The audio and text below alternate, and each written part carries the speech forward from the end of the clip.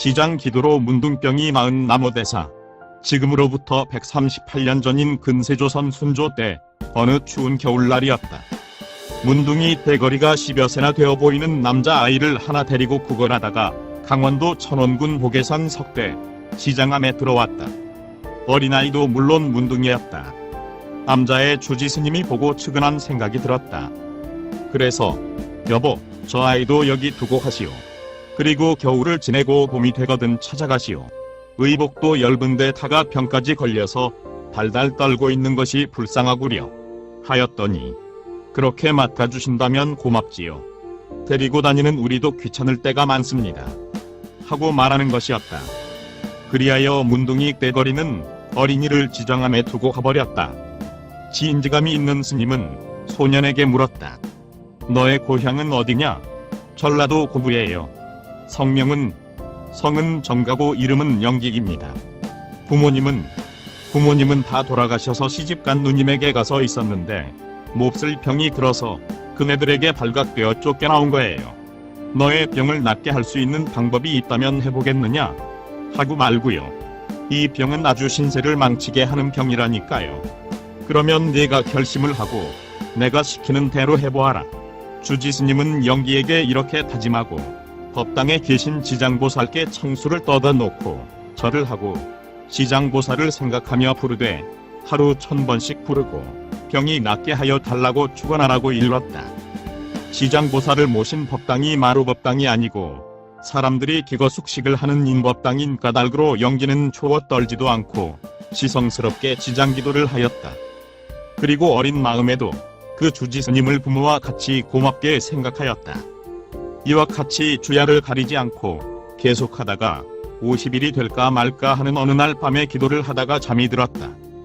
그런데 그 꿈속에서 어떤 노장 스님이 나타나더니 자기를 귀엽게 여기고 손으로 머리를 만지며 말씀하기를 불쌍한 아이로다. 아무 죄도 없는 것이 부모의 탓으로 몹쓸 병이 들었구나. 그래도 내가 과거에 불연이 있어서 여기를 찾아왔구나. 여기 오기를 잘했다. 하며 눈, 코, 귀, 입이 있는 얼굴 전부와 등, 배, 팔, 어깨, 다리와 수족 전체를 만져주었다. 그랬더니 몸이 아주 날아갈 것처럼 시원하였다. 네가 이 병이 낫거든 중이 되어야 한다. 그리하면 훌륭한 도승이 될 것이다. 잘 명심하여라. 나는 물러가겠다. 영기가 깨고 보니 꿈이었다. 그런데 영기가 꿈을 꾸고 난 뒤부터는 꿈에서와 같이 문둥병이 씻은 듯이 나와버렸다. 전신에 퍼져있던 골마 터지던 부스럼도 간 곳이 없고 맹승맹승하게 빠졌던 눈썹도 새까맣게 나고 까무잡잡하던 살결도 아주 허여멀겋게 변하여졌다. 그 전과는 아주 딴 사람이 되어버렸다. 영기는 자진하여 주지스님께 중이 되겠다고 지원하고 머리를 깎았다. 이분은 후세의 동방의 율사로 이름이 높은 나무대사였다. 스님은 어려서 이러한 체험이 있는 까닭으로 남보다 부지런히 공부하여 경학도 잘 배우고 글씨도 잘 익혔다. 그리하여 명필과 문장을 겸하였다. 그 뒤에 부처님의 은혜를 갚는 데는 사경이 제일이라고 생각하고 소를 갖춘 을 쓰는데 글자 한자를 쓸 때마다 3번 절하고 3번 염불을 하며 을 써서 부처님께 바쳤다. 그 글씨의 목과판이 지금도 남아있다. 그리고 16관경과 연종보감을 써서 목각하여 양주군 수락산 흥국사에 두었다. 그리고 서울 뚝섬 건너 봉은사에서 8권의 화엄경판을 목각하고 판전이라는 법당을 지어 봉헌하였다. 이것이 지금도 남아있어 봉은사를 가면 볼 수가 있다.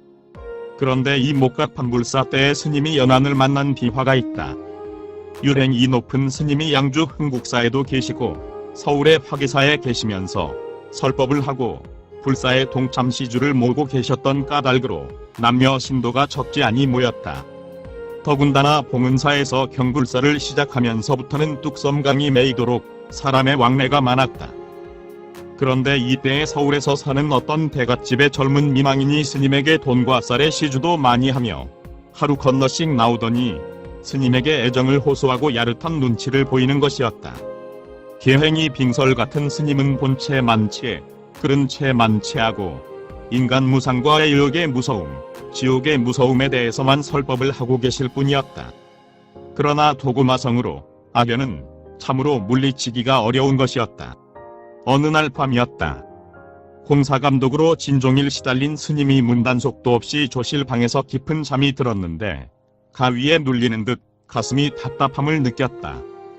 어찌된 일인가 하고 겨우 정신을 차려 눈을 떠보니 동백기름 냄새가 코를 찌르며 여자의 몸이 자기 가슴에 안기고 부드러운 팔이 목을 감고 있는 것이 아닌가. 그리고 숨결을 몰아쉬며 입으로 불기운을 뿜는 것이 아닌가. 스님에게는 청천벽력이었다.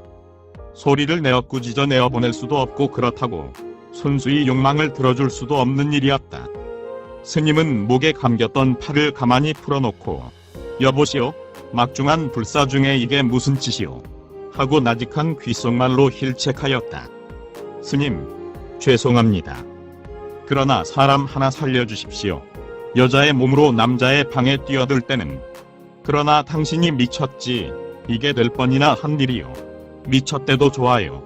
스님에게서 저의 소원만 푼다면 지금 죽어도 좋겠어요. 그러나 이것은 인간의 중대한 일인 만큼 그렇게 경솔하게 하여서는 안 됩니다. 그러면 어떻게 하란 말씀입니까? 이것도 인연소치인 연분이니까 이 경불사를 다 마치고 나서 떳떳하게 부부가 됩시다.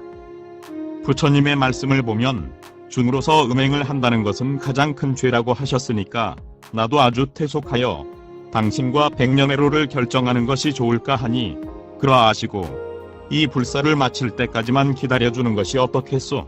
정말입니까? 그럼 정말이지 거짓말을 하겠소?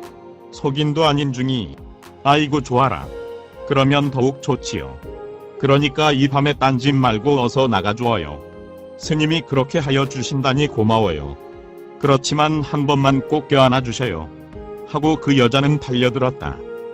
그것까지 거절할 수가 없어 그 여자가 하는 대로 두었더니 으스러질 만큼 끌어안는 것이었다. 더구나 그러고 나더니 그 여자는 스님의 뺨과 코와 입에 키스를 퍼붓는 것이었다. 그리고 살며시 일어나 나갔다. 그러한 일이 있은 뒤에 날마다 오다시피 하더니 벼랑간 뚝 끊어지고 보이지를 않았다. 스님은 호사다마를 부르짖으며 부랴부랴 불사를 재촉하였다. 마치고 내일 아침부터 수백 명의 스님들과 수천 명의 신도가 모여 낙성식경 회양제를 다 준비하여 놓았다. 그런데 이날 밤중에 스님은 자취도 없이 도망을 가고 말았다. 부서를 맡은 스님네가 쟤는 잘 모셨으나 스님이 없어졌으므로 모두 허탈을 느꼈다. 그 여자도 삿과 가마를 타고 나왔으나 그토록 깊은 맹설을 하던 스님이 행방불명이 된 것을 알고 크게 실망하고 말았다. 그 여자는 비관하고 뚝선강을 건너오다가 철천의 원한을 품고 강물에 빠져 죽고 말았다. 그 뒤 그 여자는 원귀가 되어 스님을 따라다니면서 무척 괴롭혔었다. 언제든지 머리끝에 매달려 두통을 않게 하고 무슨 불사든지 장난을 일으켜 방해하였다. 그리하여 스님은 석대암 지장보살에게 가서 3007일 기도를 하고 천촌도제를 지내주고서야 무사하였다. 구독과 좋아요를 클릭해 주시면 불교 전파 및 불경 보급 사업에 많은 도움이 됩니다.